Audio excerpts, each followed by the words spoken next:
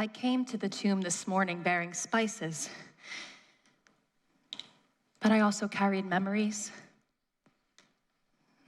of Golgotha. Golgotha, where all the ugliness and brutality that ever brewed within the human heart burst forth.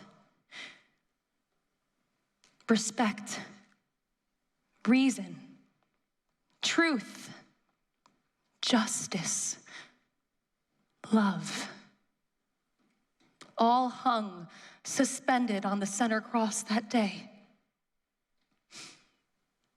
I wept until I could weep no more.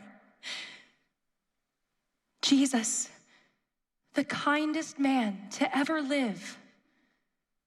Jesus, the one who saved me from the demons that tormented me. Jesus, my Lord, my Master, had been falsely charged.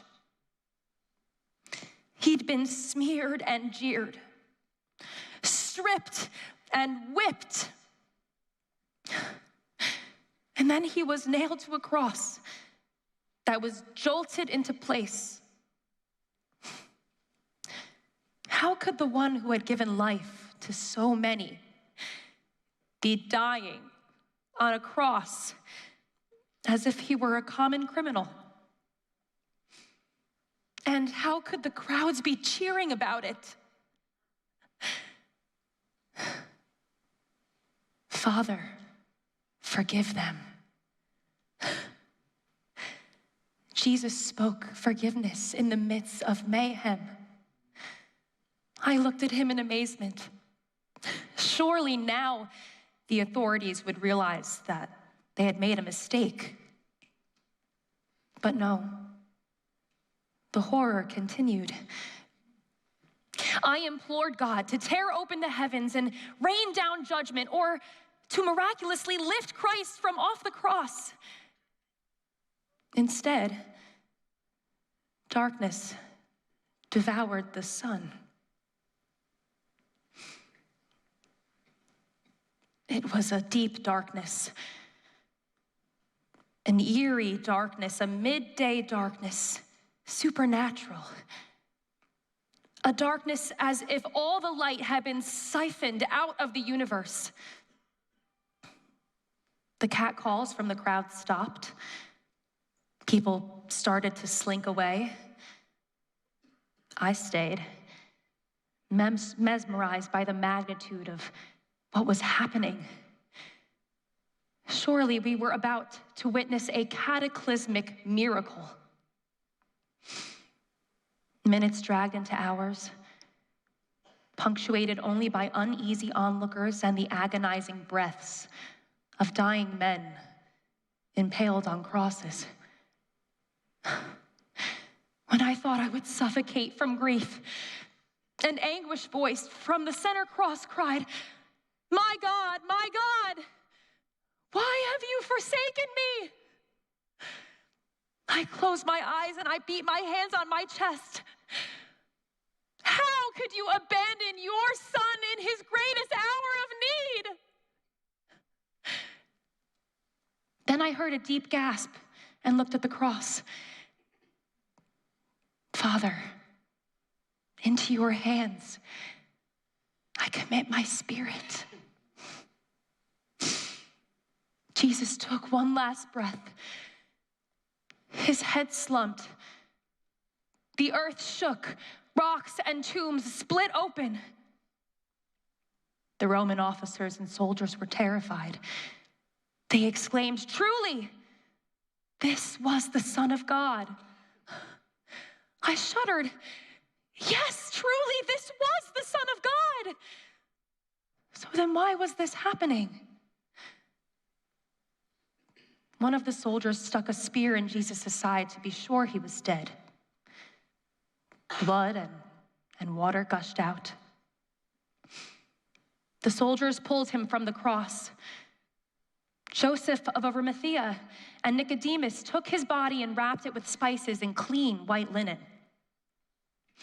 I followed them, as they took his body to the empty, silent sepulcher.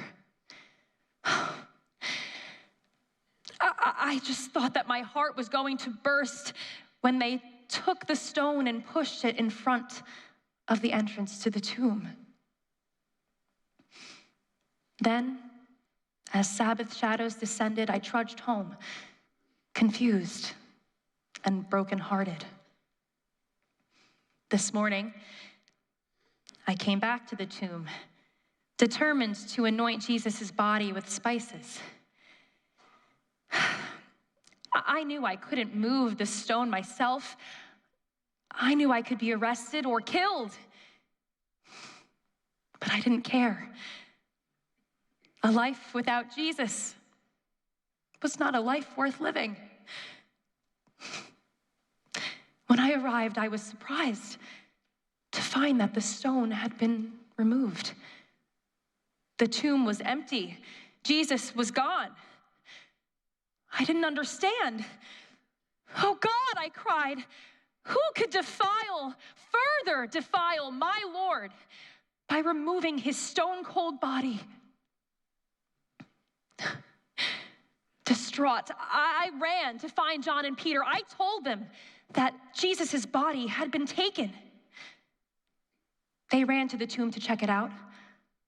I followed, but stayed away and was weeping. After they left, I looked into the tomb again,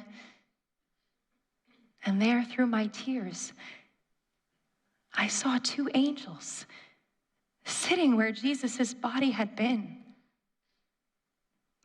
"Why are you crying?" they said. Why was I crying? Wasn't it obvious? "They have taken my Lord away," I exclaimed, "and I don't know where they've taken him." Someone came up behind me and asked, "Why are you crying? And who are you looking for?" Thinking that it was the gardener, I turned and said, "Oh, sir, if you have my Lord, please take me to him so that I can bring him back." "Mary," he said. "That's all.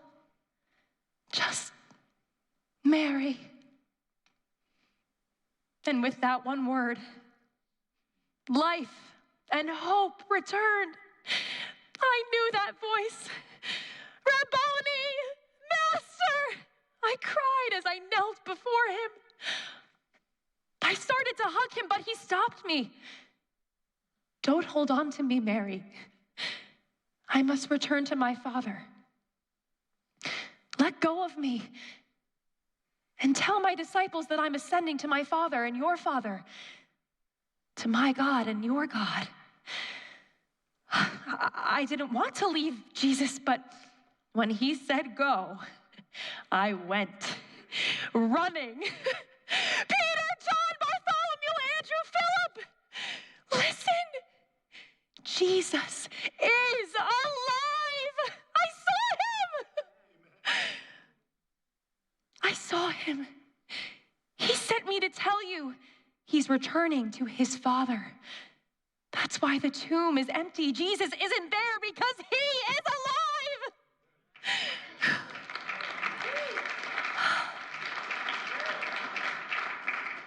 Why had we ever doubted? Jesus told us that he was going to die, but that he would rise 3 days later. That's why the chief priest insisted on posting guards at the tomb.